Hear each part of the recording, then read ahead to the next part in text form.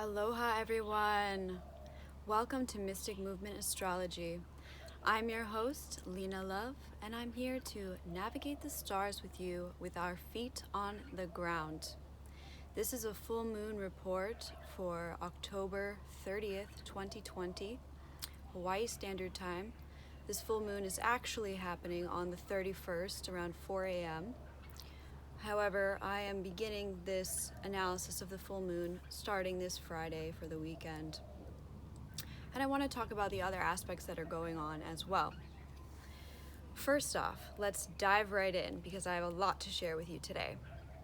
We have Mars retrograde, as most of you have been aware of. And if you haven't, I'll just highlight what that means. Essentially, it's that desire to move forward, and yet we're held back. We're in retrograde. We're reflecting. We're reflecting on how to move forward when this planet goes direct again, when we're able to, when we have less restrictions. So this is really a time where we're planning and we're also reevaluating the ways in which we've proceeded with our will, with our drives, with our ambitions in the past, and we're taking stock of that success or that failure, and we're seeing, okay, how do we need to course correct? How do we need to create a plan to move forward when we're able to again? Because the situation as it is not going to be an indefinite situation, as most of us are well aware. We just are not quite sure when things are going to start to shift. And that's why astrology is such a valuable tool, because when we can understand how the planets are interacting with each other and how they're reflecting what we're experiencing on Earth, we can start to understand how things are going to be moving forward into the future. So that's really what I want to illuminate for you here today. So Mars being retrograde is still square our Jupiter and Pluto. So we're approaching the next Jupiter and Pluto conjunction. Jupiter is the planet of expansion, and Pluto is the planet of death, rebirth, transformation. So when these two planets come together, we can have expansion of death, for instance. So we're going through another big spike in COVID casualties. This is going to reach its peak by November 7th. And after that, we have Jupiter and Pluto beginning to separate, beginning to move apart. They'll still be in conjunction for at least another month after that, but they're starting to move apart and they're starting to move out of Capricorn and into Aquarius, but more on that later. So this square between Mars retrograde and Pluto in Jupiter is highlighting why we're not able to move forward because of this pandemic. So Pluto conjunct Jupiter can also mean a death of our belief systems. Death, Pluto, belief systems is represented by Jupiter and by Sagittarius, the ruling sign of Jupiter. So this is a death of the old reality, of things that we've taken for granted as the way things always are, the beliefs that we've taken for granted about what reality actually is. So the only reality is that reality is shifting. That's the only reality that we can really hold to right now. So this aspect is really at its height right now, at its peak. And so a lot of us are feeling this instability, especially at the time of the elections, where we're wanting to kind of project and understand, okay, what's our future reality going to look like? And there's this uncertainty that we have to deal with. And we've had, meanwhile, we've been having Mercury and Venus in Scorpio, so we've been going into some of these dark shadow elements of relationships, of our deepest feelings, of secrets, of truths coming out. We see this a lot in the media.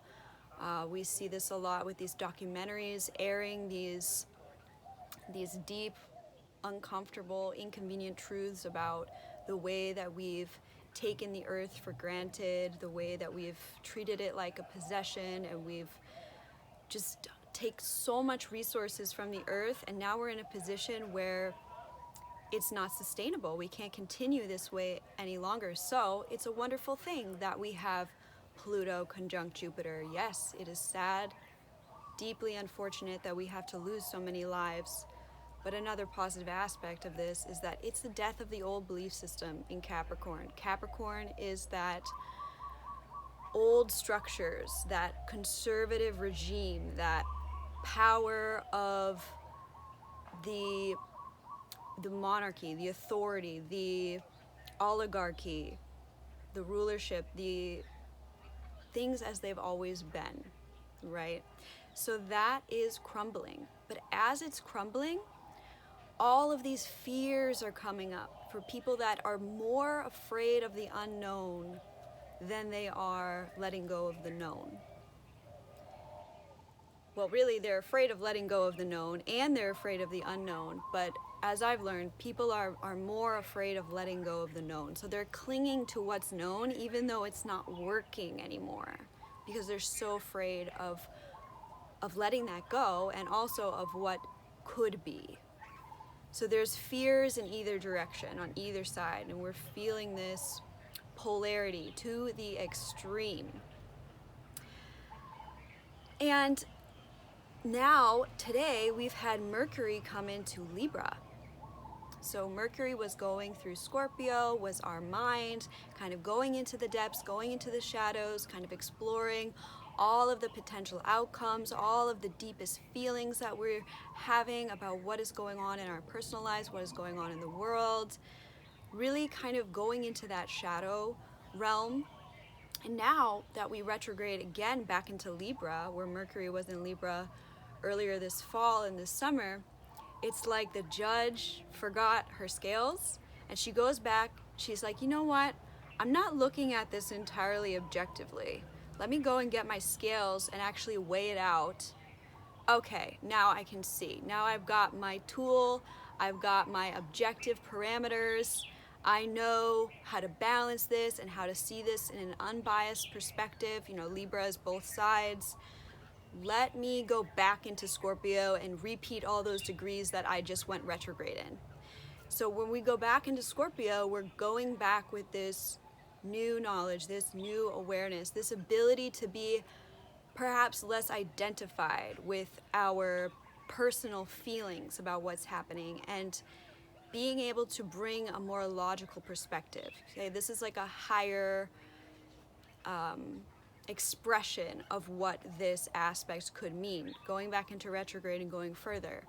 You know, Libra also could be indecision. So we could have been really sure about something while Mercury was going into Scorpio in retrograde. As we're reflecting, we're like, you know what? I'm really glad I made that decision. I'm really glad I left that relationship, or I'm really glad that I decided to stay in that relationship. And then we go back into Libra and it's like, okay, it's on the table again. What did I really do there? What did I want to do there? What should I have done there? Let me get out the scales. Let me weigh it. Let me actually do a pros and cons. Let me examine this. Okay, let me actually go through what are all these candidates going to be offering. Let me actually do my research. Let me really make an informed, objective decision, even if we think we're sure about something. And then we move forward into Scorpio with that confidence, because Scorpio knows it's either a yes or a no. It's either a hell yes, I'm all in, or hell no, I'm out. So that's the clarity that we're wanting at this time with the sun in Scorpio.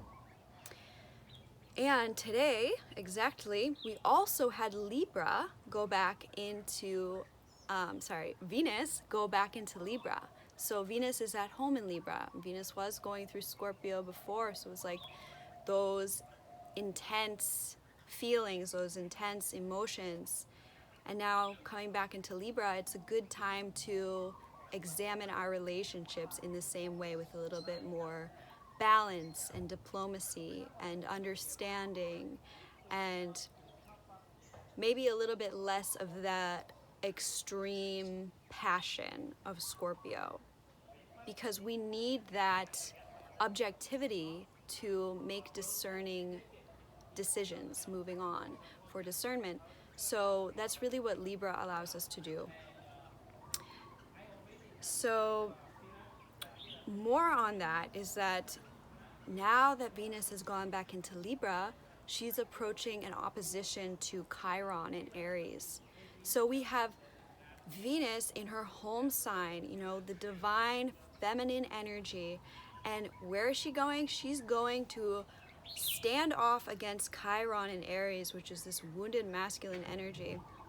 So I think of like, it's this divine feminine presence that is that loud silence that we're all feeling as we're observing so much of the absurdities that are happening in our world due to this toxic masculinity and the wounded masculine, really, which is really, if we have compassion, just has not understood how the world has worked and was operating from a sense of a lack mentality of we need to extract this resource, we need to use this, we need to maximize profits, we need to build business and make more money, and capitalism and greed and power, and all of this just got so out of hand, and we've just gotten so far away from who we are as human beings of planet Earth.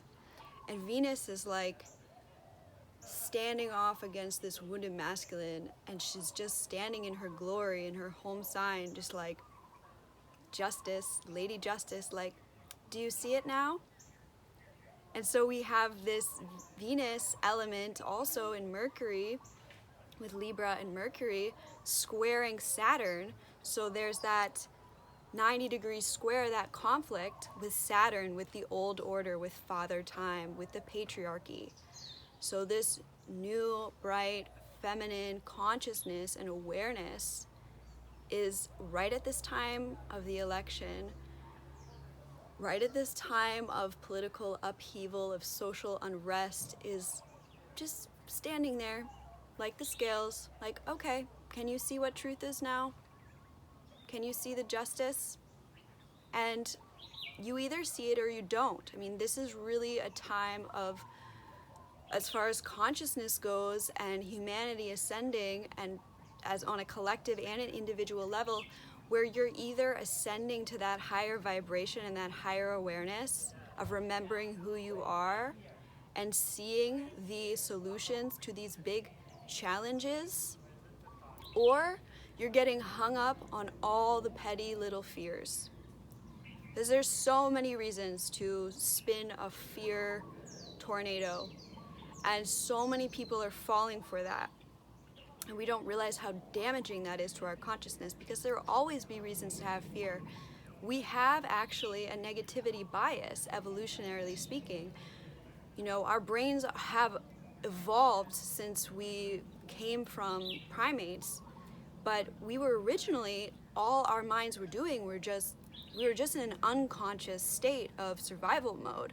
You know, we didn't have these reflective brains, this prefrontal cortex. And so that in our old brain is still very dominant, where we have this negativity bias where we focus on the negative because in our brain that's telling us that we're avoiding danger and we're promoting survival.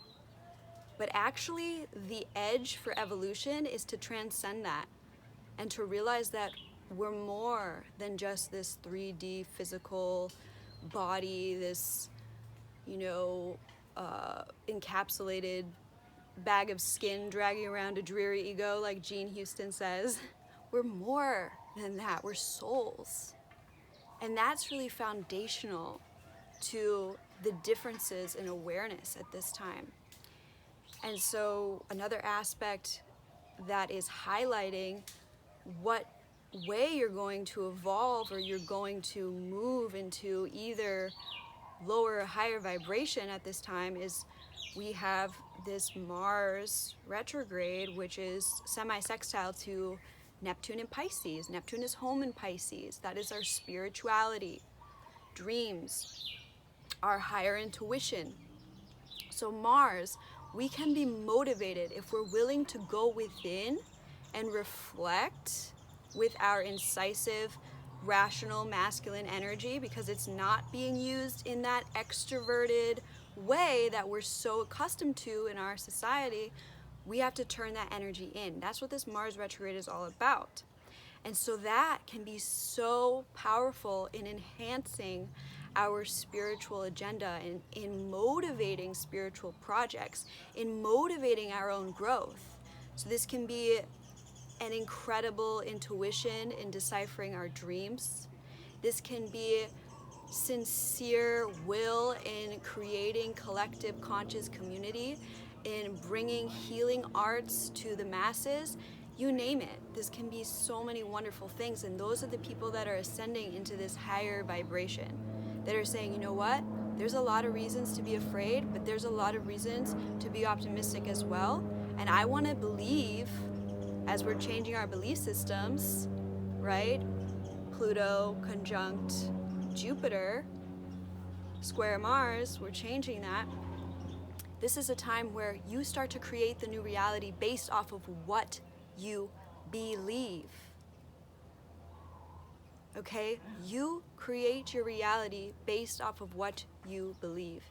So we all collectively are creating our future based on what we're willing to believe.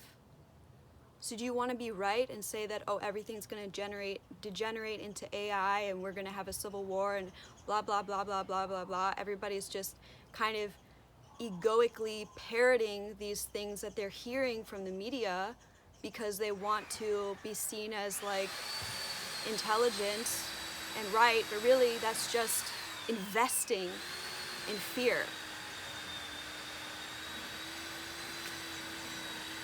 Right as the chainsaw is going off. So more on that. Yeah, more on that toxic masculinity that we're just seeing on the world stage right now, especially between our two candidates. You know, clearly we might prefer one over the other, but both of them are kind of exemplifying this, oh, I don't want to be weak. Oh, I don't want to be weak. Hey, man, don't you make me look like that. Hey, you better stop that. And it's like, that's the wounded masculine, is the, hey, anything, I'll do anything, I'll bribe anyone, I'll do anything, just don't make me look weak. Don't give me that shame. And it's like, you know what? The greater shame is actually the apparent lack of respect and humility and awareness we have for what's happening to the earth. So that's what I want to talk about with this full moon, because this full moon is in Taurus, which is the sign of the earth. And the moon is feminine. Taurus is the other sign associated with Venus. So we have Venus in Libra and moon in Taurus at this full moon. Talk about Mars retrograde, squaring Pluto and Jupiter. In my third house, so it's, you know, kind of the obstructions to me continuing to share this message with you that are coming in. I actually started to record this a couple nights ago and my technology failed. So this is about moving forward despite all of the obstacles. You know, my mentor tells me there are no problems. We don't say problem because to say a problem is two words together, probe and blame. And so as long as we have this polarity dynamic of probing and blaming and probing and blaming, all we're getting is more problems, which is what we really need to do, is see them as challenges that require big, creative, dynamic solutions. So the theme of this new moon that I have assigned to it, as I believe it is that the earth needs us. And I am not going to let the chainsaw stop me because I've got to get this out today. So the earth needs us. And Taurus is highlighting, what we actually need. It's like our true self-worth. That's what Taurus is highlighting. And all full moons, as I've talked about before, are oppositions. So this moon is opposite to the sun in Scorpio. So this sun in Scorpio is like, this is what I really want. I want it, and I absolutely have to have it. And it's like those unconscious yearnings and compulsions and desires and passions. And Taurus is like, okay, I hear you. I hear that you want that, but this is what you really need. And this is what you're really worthy of. And I don't want you to accept or take something you want and sacrifice your principles and sacrifice, the quality that you deserve. Taurus is all about high values, quality. So how can we, oppositions are not about either or, it's about both and. How can we integrate our deepest desires with our greatest needs? And so this can be a time about relationships as well on a more personal level, where you might just have this awakening around this time, especially this weekend, where you're like, you know what? I absolutely have what I want. I'm passionate about this person, I desire them, and they're giving me what I need. Or it might be like, you know what? I'm really, really passionate and attached to this person, but I'm not getting what I need. And this full moon in Taurus is highlighting you have to value what you need and your own worth. And that's a reflection of how we relate to the earth as well. And so, yeah, I wrote that it's the medicine that also tastes good, right? You don't want to, if you just do your Scorpio and she's like, yeah, I want this, I want to do drugs, and I want to eat the sweets, and I want to do this. It's like, okay, yeah, that might be fun and pleasurable for a while, but when you get sick, it's not actually giving you what you need. And Taurus is like, yeah, you're going to do all the sustainable, healthy things, but if it's not aligned with your passion, eventually you're not going to want to sustain that. It's not going to be sustainable. So it's finding that merging of those high values and those deep, deep, even subconscious desires kind of coming up to the surface through the light of this full moon, where we're able to see, oh, aha, yes, manifest that. That's what I really want. That's what I really need. And the clearer we can get about it, and the less that we are kind of fear-washed into believing that we have to accept whatever is in front of us, the closer we're going to get to that merging of, yeah, that's what I want and that's what I need as well. So this is a really, really powerful full moon. And the last thing I want to share with you is how this full moon is foreshadowing what I see is the major revolution that is happening in our world. So to me, there's been a lot of negative things about this pandemic, of course. Yet there has been a lot of positive things that we might not see in their full light yet. So one positive thing I want to underline is the fact that this pandemic has been a great equalizer. Yeah, people have benefited to varying degrees, and it has also been very unequivocal in that sense. But the one thing is that it has affected and influences every single person on this planet Earth. Usually diseases, they are kept within a nation or a continent, or it's not something that has even been able to be broadcasted through the web in this way of connecting every single person.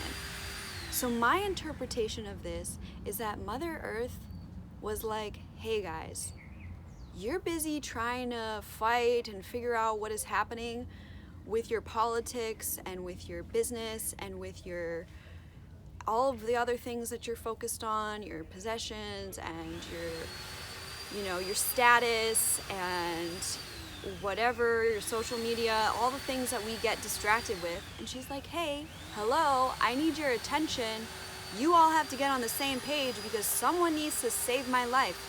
And the only way you guys are going to do it is if all your lives are threatened together. So I want to prove my point. The first planet we have going direct is Mars. Goes direct on Mars on November 13th. So it's kind of like we've had the car parked in the driveway for months and months. We start it back up, and okay, it's a little slow to go, but the engine's running, okay? So we get the engine running. So it's running for a couple weeks, okay? And then Neptune stations direct 2 weeks later. So then it's like, okay, turning on the connection to higher source. You know, maybe this is not a car, maybe this is a spaceship. Okay, so we're activating our map. Okay, where are we going? Okay, Neptune goes direct. It's like, okay, let me give you the map. And then we have Chiron goes direct 2 weeks later, December 15th. So then it's like, okay, this Chiron retrograde in Aries, where it's like we're still kind of messing around with the old masculine wounds that have been going on for centuries. And it's like, okay, well, let's heal this. Okay, like the divine feminine, she's really showed us that, okay, something's got to change. We got to listen to the people. We've got to listen to progress. We've got to move forward, ready to heal. Let's go. So it's like, okay, let's put some new oil in the engine. We're tuning it up. And then Saturn, about a month later, goes into Aquarius. So then it's like, okay, we need all the help we can get to launch this spaceship. We need the whole community. We need the whole world. We need the scientists. We need the mechanics. We need the physicists. Like, we need everyone. That's Aquarius. It's like everyone and everyone's skills and everyone's intelligence needs to bring it to the table. And then we have Jupiter enter Aquarius 3 days later, so it's getting faster now. This is like a domino effect. All of these planets that have been retrograde for so long are now going direct. So as they're going direct, then we got Saturn, so we got all the people set up to set up the structure, and then Jupiter, okay, the belief system. Okay, do we believe we can launch this into a new paradigm, into outer space? Do we believe it? If we didn't believe it, we never would have done it. So this is something else that we're going to do, and it requires that we believe it's possible to even launch it in the first place. And then, last but certainly not least, is Uranus. And where is Uranus? In Taurus, the bull. And that's where our full moon is right now. And so this full moon is a foreshadowing to me of when Uranus turns direct January 13th. And this, my friends, Uranus is like a loaded slingshot in retrograde. It's like Uranus is the unexpected. It's like lightning strikes. It's like a volcano erupts, especially in Taurus. It's related to the earth. So it's great awakenings of the earth. It's natural disasters. It's a big event. It's a shock. So we're like been loading this rubber band, and all the planets start to come direct, and the dominoes start to fall, and then they smack the rubber band, and then something gets launched. And that's Uranus and Taurus. And Uranus is ruled by Aquarius, and all these planets are lining up in Aquarius before Uranus turns direct in Taurus. So this is about setting us up to take care of the earth. This is what this is all about. And everyone's just busy talking about left wing, right wing, this, that, blah, blah, blah. And it's like, hello, do you want to be living on this earth in the next 100 years as a human people? Then wake up. So I thought of this great analogy to finish up. It's like, it's a family dinner, right? And before you all settle down to the table, you know, dad and mom are having a fight, and then uncle steps up and they're like, well, you know, I want steak. And they're like, no, we should be vegetarian. And it's like, no, we're gonna eat meat and everybody should respect everyone else. And then, you know, Mars and the brother is there, like, I'll fix it. And then it's like, oh, but my leg is hurt, I'm wounded, I'm the wounded warrior. And then Venus is there and she's like, I can fix this, I can be the peacekeeper. Come on, everybody, stop breaking the dishes, stop throwing things at each other. Everybody just listen. We can all share the meal. Everybody can have whatever they want. We just have to like find a way to negotiate and, you know, just to communicate. And Mercury's like, yeah, we just need to communicate. I'm gonna just be the messenger between everybody. And so they're like all this, like damage control in the kitchen. But meanwhile, like all the plates are broken, there's not a glass to drink out of, and then everybody's exhausted, and you know, the father's like, well, this is my house, and I've been here the longest, so we should just do it my way. And you know, the youngest is like Aquarius, and it's like, you know what? You're out. The old order's out. Like the new is in. This is a democracy. I'm taking a vote.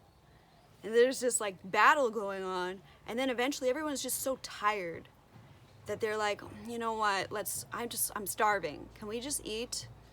Yeah, okay, I'm sorry, yeah, okay, I'm sorry. You know, I'm just tired, let's all eat. And then everyone's like, okay, grandma, like bring in the food in the kitchen.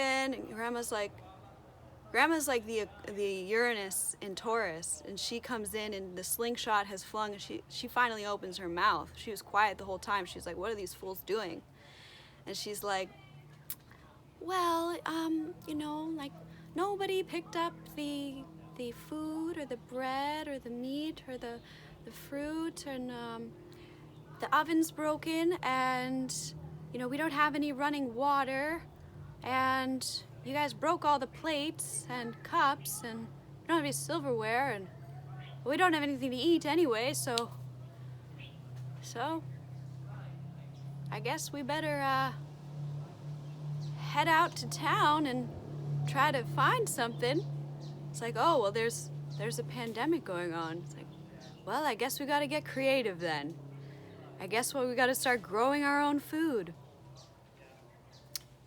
I guess we gotta stop arguing so that we have plates and knives and forks and a harmonious dinner table to sit at, if there's even going to be anything there to eat.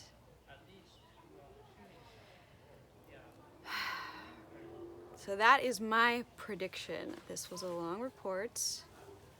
I haven't talked to you guys for a while, but I am optimistic. I am optimistic because all of these planets starting to enter Aquarius, regardless of what happens with this election, this is the dawning of the age of Aquarius. We are moving into this collective age, and the people, Aquarius is a sign of awakening. Uranus, shocks, awakening, elevating consciousness, and community coming together, and more importantly, revolution. The revolutionary ideas, the revolutionary spark that causes that chain of events to catalyze us into a new paradigm, a new structure, a new world order.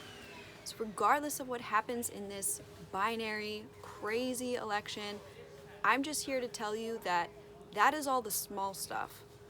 The big stuff is relating to the physical reality. The other reality is just a dream reality. It's just a delusion.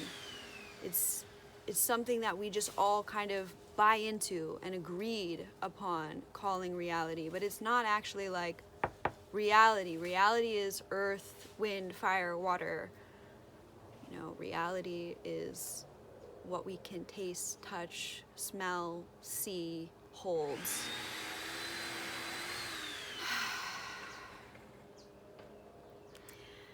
So I will leave you with the mantra for today's report. When we remember, we came to serve our great mother, planet Earth. Then her fruit we will again deserve as the merits of our worth. So remembering, it's like we've been dismembered and we need to remember the different parts of the family of humanity that we are. And this pandemic has been a great equalizer. It's been a chance, at least, for us to see that we are all connected. So one more time. When we remember, we came to serve our great mother, planet Earth. Then her fruit we will again deserve as the merits of our worth. May you be worthy of all the merits this weekend and on into the future. Happy full moon, happy Halloween, happy manifestation. Aloha. Love.